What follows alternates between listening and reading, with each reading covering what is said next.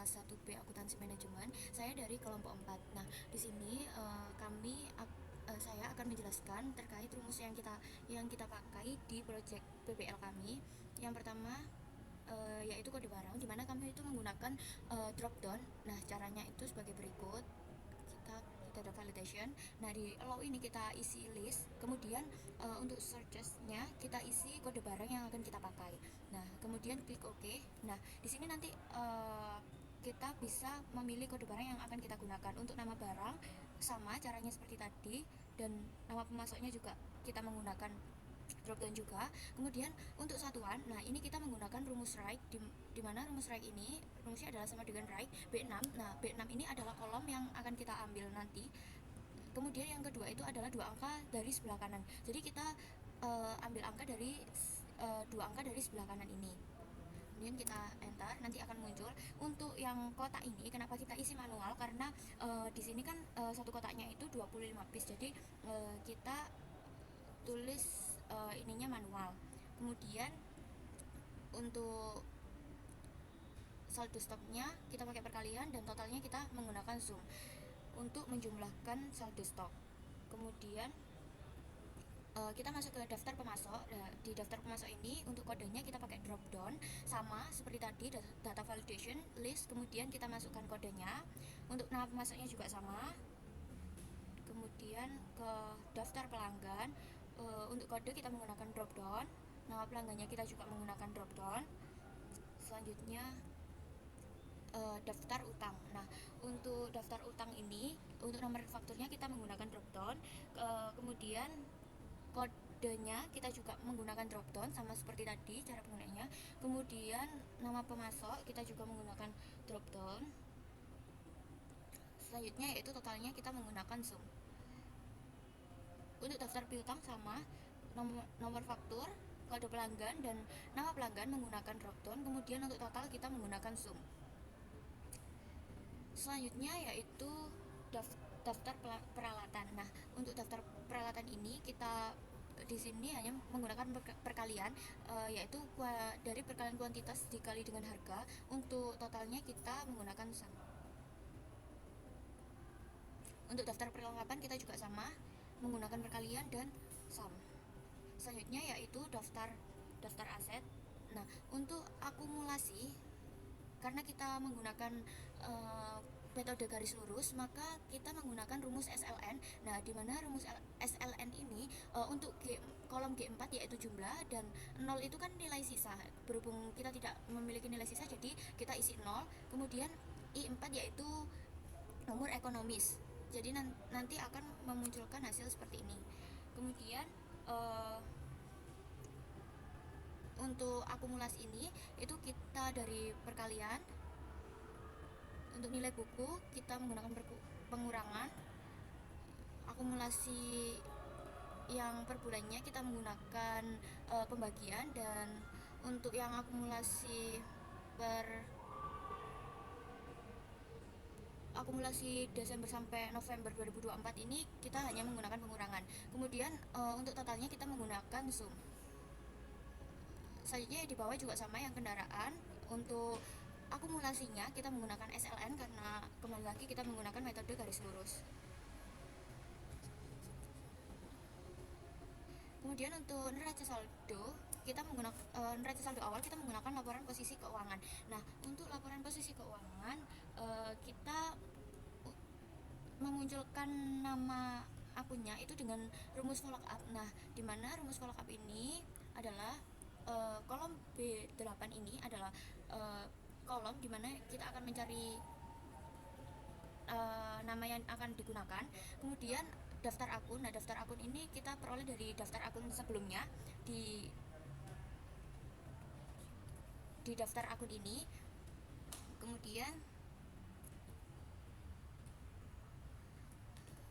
kemudian dua itu kita ambil dari dua kolom kedua.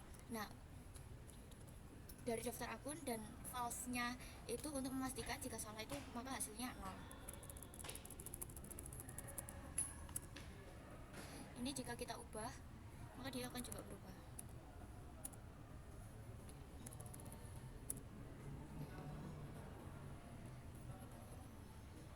untuk nominalnya kita manual dan jumlahnya kita pakai rumus sum.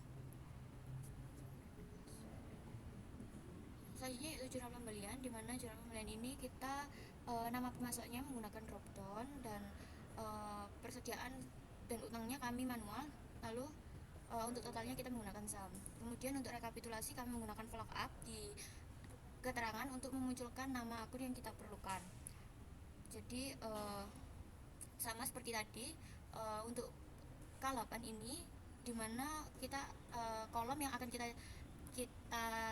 gunakan, kemudian yang daftar akun ini dari sebagai acuan yang akan kita cari, kemudian dua ini kita ambil dari kolom kedua, kemudian false ini untuk memastikan bahwa nilainya benar, maka akan muncul, jika nilainya salah maka 0. Selanjutnya yaitu jurnal penjualan. Untuk nama pelanggan kita pakai drop down, untuk totalnya kita pakai sum, dan untuk rekapitulasi sama, kita menggunakan rumus VLOOKUP up seperti tadi, dan totalnya kita menggunakan sum. Kemudian jurnal kas masuk, di sini kita nama pelanggannya juga menggunakan drop down, totalnya menggunakan sum. Kemudian untuk nama direkapitulasi kita menggunakan VLOOKUP seperti tadi, kemudian totalnya juga menggunakan sum. Selanjutnya yaitu jurnal kas keluar. Nah, untuk nama pemasok atau akun lainnya ini kita gunakan drop down, kemudian totalnya kita menggunakan sum, dan untuk rekapitulasi di keterangan ini kita menggunakan VLOOKUP up. Selanjutnya yaitu jurnal umum. Nah, di jurnal umum ini kita juga menggunakan VLOOKUP untuk memunculkan nama akun yang akan kita gunakan. Jadi sama rumusnya seperti tadi. Kemudian untuk totalnya kita menggunakan sum. Kemudian ke jurnal kas kecil, untuk nama akunnya kita gunakan VLOOKUP sama, kita ambilnya juga dari daftar akun dari kolom kedua, kemudian false, jika salah maka hasilnya muncul 0. Untuk rekapitulasinya sama, juga menggunakan VLOOKUP, dan totalnya kita menggunakan sum. Kemudian yaitu masuk ke dalam kartu stok. Untuk persediaan awal kita menggunakan untuk nama barang kita menggunakan VLOOKUP juga. Kemudian untuk kode kita menggunakan drop down. Untuk persediaan awal di kuantitas kita menggunakan VLOOKUP, dan totalnya ini kita perkalian. Untuk saldo yang setelah ada persediaan masuk atau persediaan keluar itu kita menggunakan rumus if, dimana rumus if ini caranya yaitu dari kolom C10 shift. Selanjutnya yaitu kartu stok. Nah, di sini untuk kartu stok nama barangnya kita menggunakan VLOOKUP. Nah, kolom B6 ini itu untuk mencari nama akunnya, kemudian daftar barang ini sebagai acuan tabel yang akan kita gunakan. Kemudian dua ini adalah kita ambil dari dua kolom dari daftar barang ini. Kemudian false untuk memastikan bahwa nilainya jika tidak maka muncul 0. Nah, untuk di kode ini kita menggunakan drop down. Lalu di persediaan awal ini kita menggunakan VLOOKUP. Nah, VLOOKUP-nya juga sama seperti yang di atas tadi, tapi bedanya kita ambil dari kolom ke-7 dari daftar barang. Kemudian untuk totalnya kita tinggal kalikan aja. Kemudian untuk saldo dari jika ada persediaan keluar atau persediaan masuk itu kita menggunakan rumus if. Nah, dimana C10 ini jika ada persediaan masuk. Nah, kenapa kita menggunakan string kosong itu untuk memastikan atau melihat bahwa kolom tersebut ada isinya atau tidak. Nah, jika ada isinya maka nanti saldo dari saldo kuantitas ini ditambah dengan saldo persediaan masuk. Nah, kemudian jika tidak maka kita itu memastikan bahwa kolom yang di sini tuh kosong atau tidak. Jika tidak itu nanti akan dikurangi. Kalau ada persediaan keluar, jadi kuantitas saldo ini dikurangi dengan persediaan keluar. Nah, jika tidak maka akan muncul saldo ini. Jadi string kosong ini gunanya untuk memastikan kolom tersebut kosong atau tidak. Jika kosong ya nanti yang muncul akan saldo yang di sini. Kemudian selanjutnya yaitu buku besar pembantu utang. Nah, di buku besar pembantu utang ini untuk nama tokonya kita gunakan vlog up, dan untuk kodenya ini kita pakai drop down. Kemudian untuk saldo awalnya kita gunakan vlog up. Nah, B6 ini kita ambil dari kolom ini. Kemudian daftar utang itu kita ambil dari tabel daftar utang. Nah, kita ambil dari kolom ketiga, kemudian 0. Nah, selanjutnya yaitu untuk menjumlahkan saldo baik dari debit atau kreditnya itu menggunakan rumus if. Nah, di sini if sama dengan H9, jadi saldo kredit itu ditambah dengan saldo kredit, kemudian dikurangi dengan saldo debit dikurangi dengan saldo debit. Nah, jika lebih dari 0 maka saldo kredit ini ditambah dengan saldo kredit dan saldo debit dikurangi dengan saldo debit. Kemudian jika tidak itu maka saldo kredit ini ditambah dengan saldo kredit ini, kemudian dikurangi dengan saldo debit ini, dikurangi dengan saldo debit kurang dari 0, maka kredit ditambah dengan saldo kredit ditambah dengan kredit dikurangi saldo debit dikurangi dengan saldo debit, maka jika tidak hasilnya 0. Untuk yang daftar piutang juga sama, ini pakai fill up, kemudian ini kita juga menggunakan rumus if. Selanjutnya yaitu buku besar. Untuk buku besar ini nama akunnya kita juga menggunakan vlog up. Nah, nomor akunnya kita menggunakan drop down. Kemudian untuk saldo awalnya kita menggunakan vlog up. Vlog up dari B6 nilai dimana untuk mencari nilai yang akan kita cari. Kemudian laporan awal ini dari tabel laporan awal dan kita ambil dari kolom ketiga, kemudian false. Jika salah maka hasilnya akan 0 atau NA. Kemudian yaitu menghitung saldonya dengan cara if. Nah, if ini dari saldo debit dikurangi dengan saldo kredit, lalu ditambah dengan debit dikurangi dengan kredit. Jika lebih dari 0 maka saldo debit ini dikurangi dengan saldo kredit, kemudian ditambah dengan saldo kemudian ditambah dengan debit dan dikurangi dengan kredit. Jika tidak maka 0. Selanjutnya yaitu neraca sebelum penyesuaian. Untuk neraca sebelum penyesuaian kita menggunakan rumus sum di totalnya. Untuk nama akunnya kita menggunakan vlog up. Selanjutnya yaitu jurnal penyesuaian. Untuk jurnal penyesuaian ini di keterangan atau nama akunnya kita menggunakan vlog up. Dari kolom F6 ini untuk mencari nama akun ini, kemudian daftar akun ini adalah acuan yang akan kita ambil, yaitu dari daftar akun kita ambil dari kolom kedua dari daftar akun, kemudian 0 untuk memastikan nilainya ada atau enggak. Kemudian untuk totalnya itu tadi kita menggunakan rumus sum. Setelah itu neraca saldo disesuaikan. Untuk neraca saldo setelah penyesuaian itu kita menggunakan vlog up nama akunnya, kemudian untuk totalnya kita menggunakan sum. Selanjutnya yaitu kertas kerja. Nah, untuk kertas kerja ini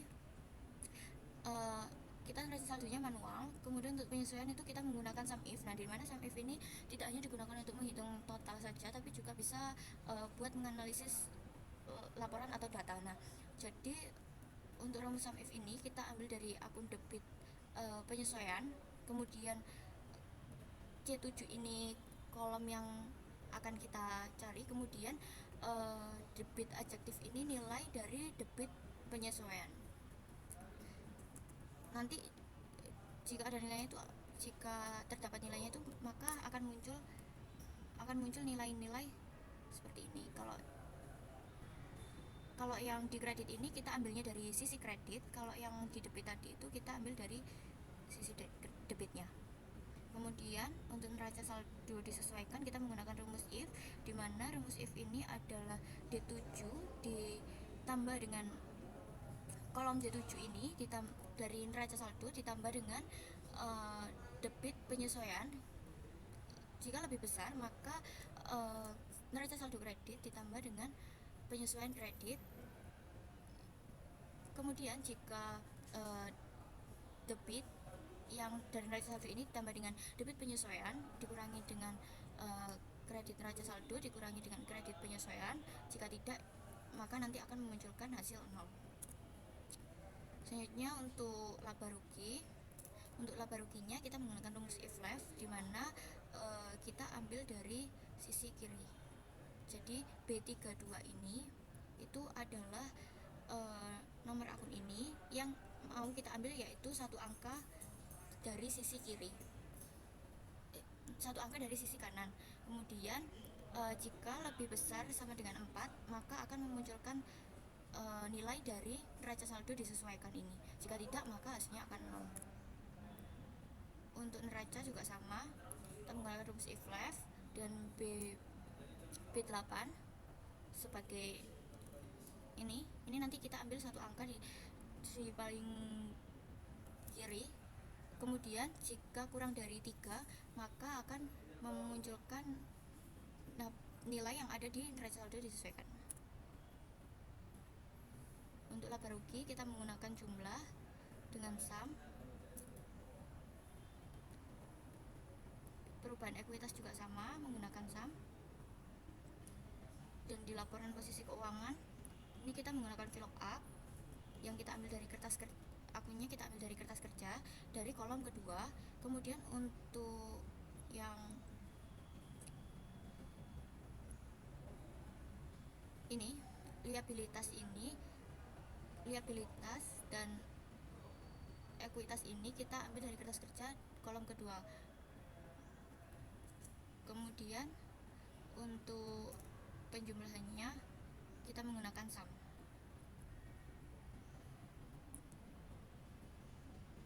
Kemudian yang terakhir yaitu jurnal penutup. Untuk jurnal penutup ini nama akunnya kita menggunakan VLOOKUP yang kita ambil dari daftar akun dari kolom kedua. Nah, jika tidak ada nilainya atau akun yang akan kita cari, maka hasilnya akan 0. Untuk totalnya kita menggunakan rumus sum. Sekian presentasi dari saya akhiri. Wassalamualaikum warahmatullahi wabarakatuh.